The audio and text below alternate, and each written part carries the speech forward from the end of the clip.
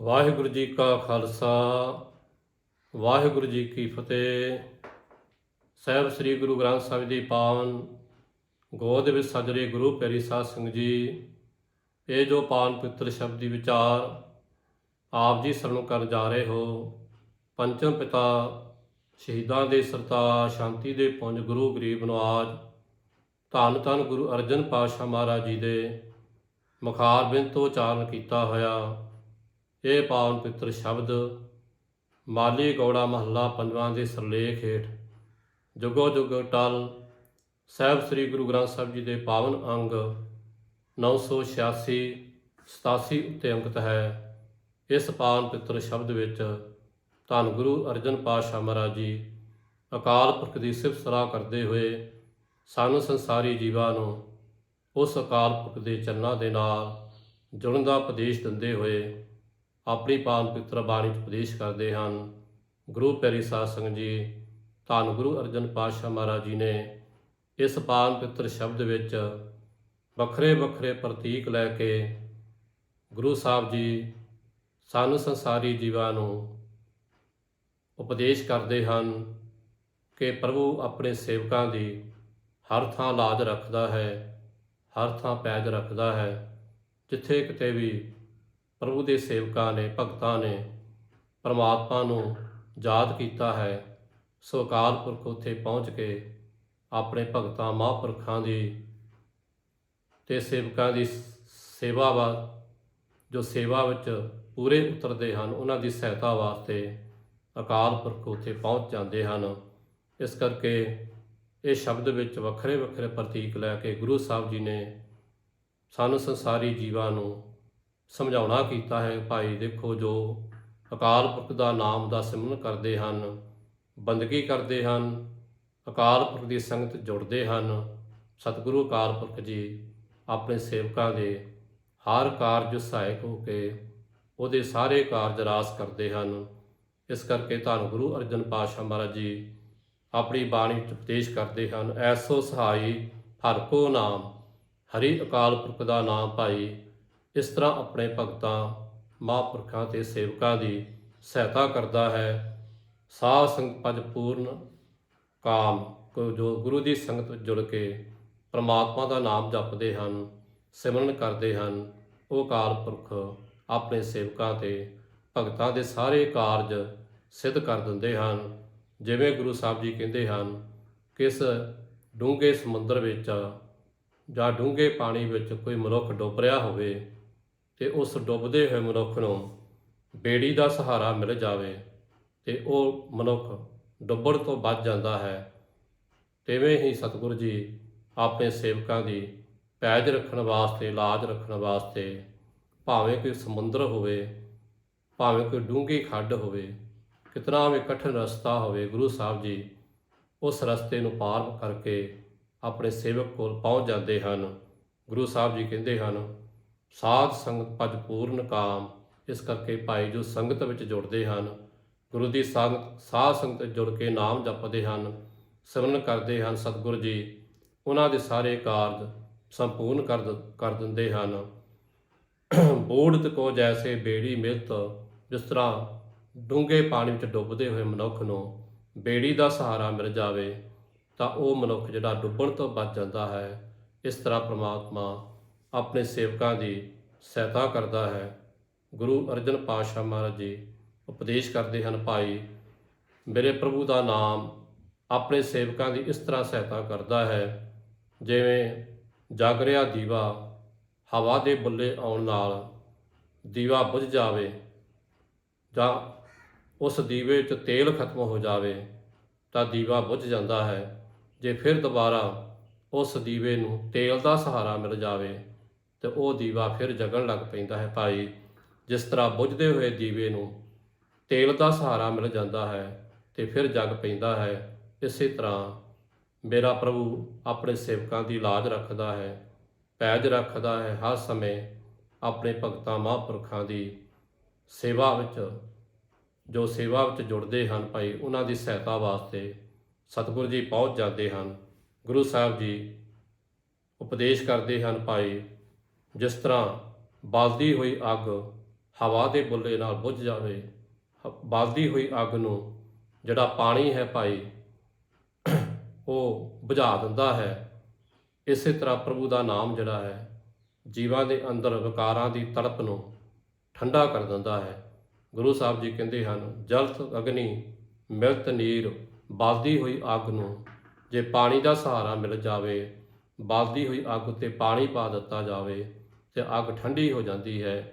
ਇਸੇ ਤਰ੍ਹਾਂ ਪ੍ਰਭੂ ਦਾ ਨਾਮ ਆਪਣੇ ਸੇਵਕਾਂ ਦੀ ਸਹਾਇਤਾ ਕਰਦਾ ਹੈ ਕਿ ਹਿਰਦੇ ਵਿੱਚ ਬਲਦੀ ਹੋਈ ਜੋ ਵਿਕਾਰਾਂ ਦੀ ਅਗਨੀ ਹੈ, ਸਤਿਗੁਰੂ ਜੀ ਉੱਥੇ ਅੰਮ੍ਰਿਤਾ ਛੱਟਾ ਦੇ ਕੇ, ਨਾਮ ਦੀ ਦਾਤ ਦੇ ਕੇ ਆਪਣੇ ਸੇਵਕਾਂ ਦੇ ਅੰਦਰੋਂ ਹਉਮੈ ਦੀ ਅੱਗ, ਤ੍ਰਿਸ਼ਨਾ ਦੀ ਅੱਗ ਤੇ ਵਿਕਾਰਾਂ ਦੀ ਅੱਗ ਜਿਹੜੀ ਹੈ ਉਸ ਨੂੰ ਬੁਝਾ ਕੇ ਹਿਰਦਾ ਠੰਡਾ ਕਰ ਦਿੰਦੇ ਹਨ। ਧੰਨ ਗੁਰੂ ਅਰਜਨ ਪਾਤਸ਼ਾਹ ਜੀ ਸਮਝਾਉਣਾ ਕਰਦੇ ਹਨ, ਭਾਈ ਮੇਰੇ ਪ੍ਰਭੂ ਦਾ ਨਾਮ ਆਪਣੇ ਸੇਵਕਾਂ ਦੀ ਇਸ ਤਰ੍ਹਾਂ ਸਹਾਇਤਾ ਕਰਦਾ ਹੈ ਜਿਸ ਤਰ੍ਹਾਂ ਕਿਸੇ ਮੈਦਾਨੇ ਜੰਗ ਵਿੱਚ ਕਿਸੇ ਜੀਵ ਉੱਤੇ ਭਾਰੀ ਪੈ ਜਾਵੇ ਕਿ ਉਹ ਮਨੁੱਖ ਜਿਹੜਾ ਭਾਈ ਉਸ ਮੈਦਾਨੇ ਜੰਗ ਵਿੱਚ ਮੁਸ਼ਕਲ ਵਿੱਚ ਆ ਜਾਵੇ, ਉਹਦੇ ਉੱਤੇ ਮੁਸੀਬਤ ਬਣ ਜਾਵੇ, ਉਹਦੇ ਦੁਸ਼ਮਣ ਉਹਦੇ ਤੇ ਟੁੱਟ ਕੇ ਪੈ ਜਾਣ, ਉੱਥੇ ਉਸ ਦੀ ਕੋਈ ਸਹਾਇਤਾ ਕਰਨ ਵਾਲਾ ਨਾ ਹੋਵੇ। ਤੇ ਸਤਿਗੁਰੂ ਜੀ ਕਹਿੰਦੇ ਹਨ, ਮੇਰਾ ਪ੍ਰਭੂ ਉਸ ਮਨੁੱਖ ਦੀ ਇਸ ਤਰ੍ਹਾਂ ਸਹਾਇਤਾ ਕਰਦਾ ਹੈ ਜਿਵੇਂ ਕਿ ਮੈਦਾਨੇ ਜੰਗ ਵਿੱਚ ਔਖੇ ਸਮੇਂ ਕਿਸ ਦਾ ਸਕਾ ਭਰਾ ਉੱਥੇ ਪਹੁੰਚ ਜਾਵੇ ਤੇ ਉਹ ਆਪਣੇ ਭਰਾ ਦੀ ਸਹਾਇਤਾ ਵਾਸਤੇ ਆਪਣੀ ਕੁਰਬਾਨੀ ਦੇ ਕੇ ਵੀ ਆਪਣੇ ਭਰਾ ਨੂੰ ਬਚਾ ਲੈਂਦਾ ਹੈ। ਗੁਰੂ ਸਾਹਿਬ ਜੀ ਕਹਿੰਦੇ ਹਨ, ਜਲਤ ਅਗਨ ਮਿਲਤ ਨੀਰ, ਜਿਸ ਤਰ੍ਹਾਂ ਬਲਦੀ ਹੋਈ ਅੱਗ ਉੱਤੇ ਪਾਣੀ ਪੈ ਜਾਵੇ ਤੇ ਉਹ ਠੰਡੀ ਹੋ ਜਾਂਦੀ ਹੈ।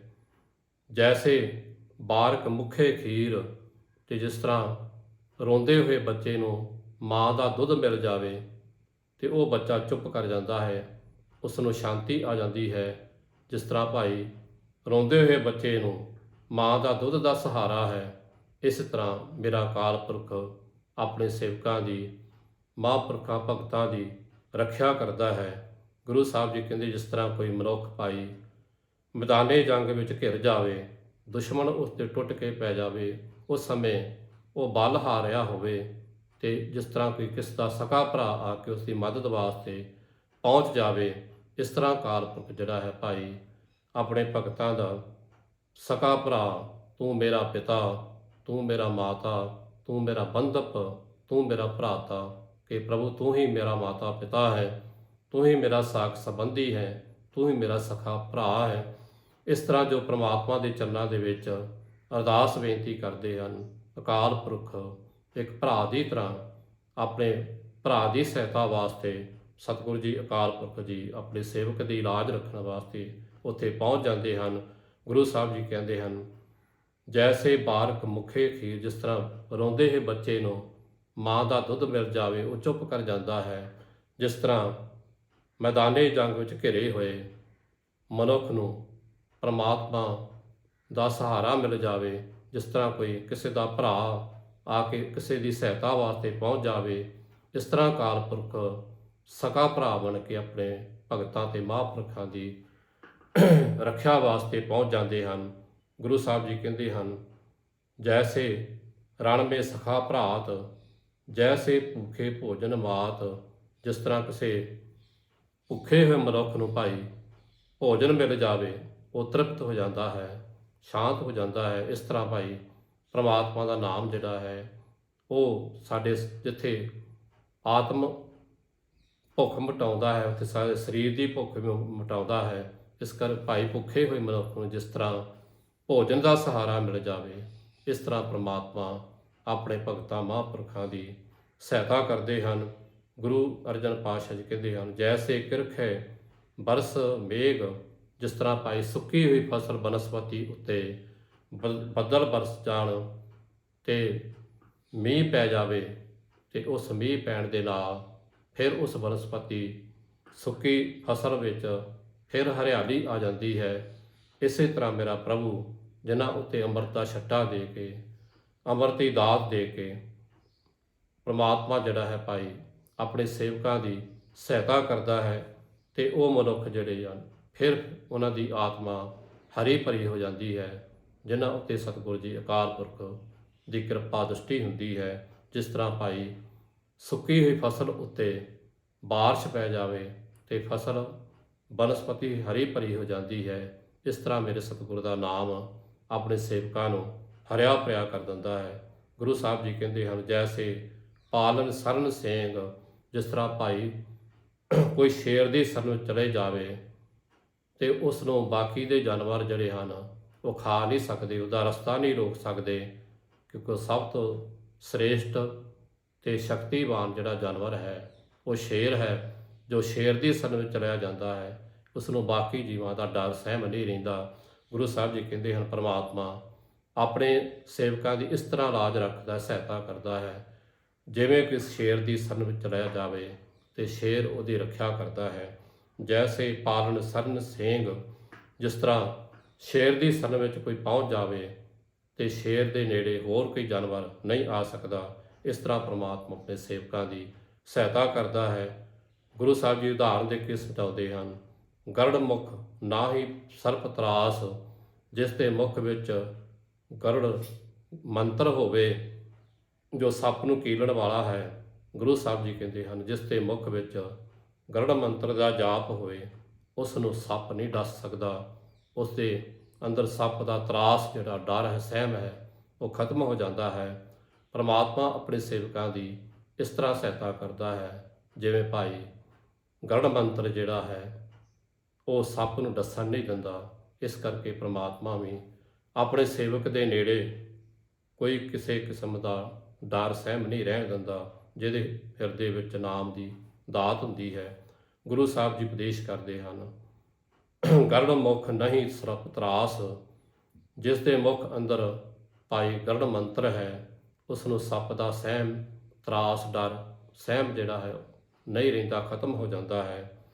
ਗੁਰੂ ਸਾਹਿਬ ਜੀ ਉਪਦੇਸ਼ ਕਰਦੇ ਹਨ, ਭਾਈ ਮੇਰੇ ਪ੍ਰਭੂ ਦਾ ਨਾਮ ਆਪਣੇ ਸੇਵਕਾਂ ਦੀ ਇਸ ਤਰ੍ਹਾਂ ਸਹਾਇਤਾ ਕਰਦਾ ਹੈ, ਸੂਆ ਪਿੰਜਰ ਨਹੀਂ ਖਾਏ ਬਿਲਾਸ, ਜਿਸ ਤਰ੍ਹਾਂ ਪਿੰਜਰੇ ਦੇ ਵਿੱਚ ਤੋਤਾ ਰੱਖਿਆ ਹੋਵੇ ਤੇ ਉਸ ਤੋਤੇ ਨੂੰ ਬਿੱਲਾ ਨਹੀਂ ਖਾ ਸਕਦਾ, ਕਿਉਂਕਿ ਪਿੰਜਰਾ ਜਿਹੜਾ ਹੈ ਤੋਤੇ ਦੀ ਰੱਖਿਆ ਕਰਦਾ ਹੈ। ਜਿਸ ਤਰ੍ਹਾਂ ਪਿੰਜਰੇ ਦੇ ਵਿੱਚ ਵਸ ਰਹੇ ਪੰਛੀ ਨੂੰ, ਤੋਤੇ ਨੂੰ ਬਿੱਲਾ ਨਹੀਂ ਖਾ ਸਕਦਾ, ਇਸ ਤਰ੍ਹਾਂ ਪ੍ਰਮਾਤਮਾ ਦਾ ਨਾਮ ਜਪਣ ਵਾਲੇ ਸੇਵਕਾਂ ਦੇ ਕਾਲ ਜਿਹੜਾ ਮੌਤ ਹੈ ਜਿਹੜੀ ਉਹ ਨੇੜੇ ਨਹੀਂ ਆ ਸਕਦੀ।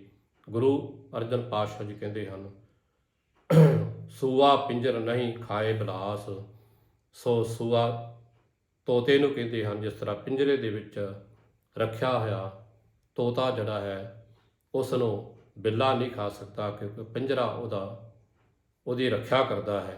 ਗੁਰੂ ਸਾਹਿਬ ਜੀ ਕਹਿੰਦੇ ਹਨ, ਜੈਸੋ ਆਂਡੋ ਹਿਰਦੇ ਮਾਹੇ, ਜਿਸ ਤਰ੍ਹਾਂ ਕੂੰਜ ਜਿਹੜੀ ਭਾਈ ਊਡੇ ਊਡਾਵੇ ਸਹਿ ਕੋਸਾ, ਤਿਸ ਪਾਸ਼ੇ ਬਚਰੇ ਸ਼ਰਿਆ, ਤਿਸ ਕਵਣ ਖਲਾਵੇ ਕਵਣ ਚਗਾਵੇ, ਮਨ ਮੈਂ ਸਿਮਰਨ ਕਰਿਆ। ਜਿਹੜੀ ਕੂੰਜ ਹੈ ਭਾਈ ਕਰੋੜਾਂ ਮੀਲ ਆਪਣੇ ਬੱਚੇ ਪਿੱਛੇ ਛੱਡ ਕੇ ਕਰੋੜਾਂ ਮੀਲ ਅੱਗੇ ਨਿਕਲ ਜਾਂਦੀ ਚੋਗਾ ਚੁਗਣ ਵਾਸਤੇ, ਤੇ ਆਪਣੇ ਬੱਚਿਆਂ ਨੂੰ ਜਾਂ ਆਂਡਿਆਂ ਨੂੰ ਭਾਈ ਹਿਰਦੇ ਵਿੱਚ ਵਸਾ ਕੇ ਪਰਮਾਤਮਾ ਨੂੰ ਯਾਦ ਕਰਦੀ ਹੈ ਤੇ ਪ੍ਰਭੂ ਉਸ ਦੇ ਬੱਚਿਆਂ ਦੀ ਰੱਖਿਆ ਕਰਦਾ ਹੈ, ਉਹਨਾਂ ਦੇ ਮੂੰਹ ਵਿੱਚ ਚੋਗਾ ਦਿੰਦਾ ਹੈ। ਇਸ ਤਰ੍ਹਾਂ ਪਰਮਾਤਮਾ ਆਪਣੇ ਸੇਵਕਾਂ ਦੀ ਲਾਜ ਰੱਖਦਾ ਹੈ। ਜਿਸ ਤਰ੍ਹਾਂ ਕੂੰਜ ਜਿਹੜੀ ਹੈ ਭਾਈ ਕਰੋੜਾਂ ਮੀਲ ਅੱਗੇ ਨਿਕਲ ਕੇ ਵੀ ਆਪਣੇ ਅੰਡਿਆਂ ਦਾ ਜਿਹੜਾ ਮਨ ਵਿੱਚ ਚਿੱਤ ਵਸਾ ਕੇ ਰੱਖਦੀ ਹੈ, ਚਿੱਤ ਵਿੱਚ ਵਸਾ ਕੇ ਰੱਖਦੀ ਹੈ, ਤੇ ਉਸ ਦੇ ਆਂਡੇ ਜਿਹੜੇ ਹਨ ਜਾਂ ਬੱਚੇ ਉਹਨਾਂ ਦੀ ਰੱਖਿਆ ਪਰਮਾਤਮਾ ਕਰਦਾ ਹੈ। ਇਸ ਤਰ੍ਹਾਂ ਮੇਰਾ ਪ੍ਰਭੂ ਆਪਣੇ ਸੇਵਕਾਂ ਦੀ ਲਾਜ ਰੱਖਦਾ ਹੈ, ਜਿਸ ਤਰ੍ਹਾਂ ਕੂੰਜ ਦੇ ਆਂਡਿਆਂ ਦੀ ਪਰਮਾਤਮਾ ਉਹਦੇ ਬੱਚਿਆਂ ਦੀ ਰੱਖਿਆ ਕਰਦਾ ਹੈ। ਗੁਰੂ ਸਾਹਿਬ ਜੀ ਕਹਿੰਦੇ ਹਨ, ਭਾਈ ਮੇਰਾ ਪ੍ਰਭੂ ਆਪਣੇ ਸੇਵਕਾਂ ਦੀ ਇਸ ਤਰ੍ਹਾਂ ਲਾਜ ਰੱਖਦਾ, ਜੈਸੋ ਆਂਡੋ ਹਿਰਦੇ ਮਾਹੇ, ਜਿਸ ਤਰ੍ਹਾਂ ਕੂੰਜ ਆਪਣੇ ਆਂਡਿਆਂ ਨੂੰ, ਆਪਣੇ ਬੱਚਿਆਂ ਨੂੰ ਹਿਰਦੇ ਵਿੱਚ ਵਸਾ ਕੇ ਰੱਖਦੀ ਹੈ ਤੇ ਪ੍ਰਮਾਤਮਾ ਉਸਦੇ ਬੱਚਿਆਂ ਦੀ ਪਿੱਛੇ ਪਾਲਣਾ ਕਰਦਾ ਹੈ। ਗੁਰੂ ਸਾਹਿਬ ਜੀ ਕਹਿੰਦੇ ਹਨ, ਜੈਸੋ ਦਾਨੋ ਚੱਕੀ ਦਰਾਹੇ, ਜਿਸ ਤਰ੍ਹਾਂ ਚੱਕੀ ਦੇ ਦੋ ਪੁੜਿਆਂ ਦੇ ਵਿੱਚ ਜੋ ਕਿੱਲੀ ਹੁੰਦੀ ਹੈ ਉਹਦੇ ਨਾਲ ਜੋ ਦਾਣੇ ਲੱਗ ਜਾਂਦੇ ਹਨ ਭਾਈ ਉਹ ਪੀਸਣ ਤੋਂ ਬਚ ਜਾਂਦੇ ਹਨ।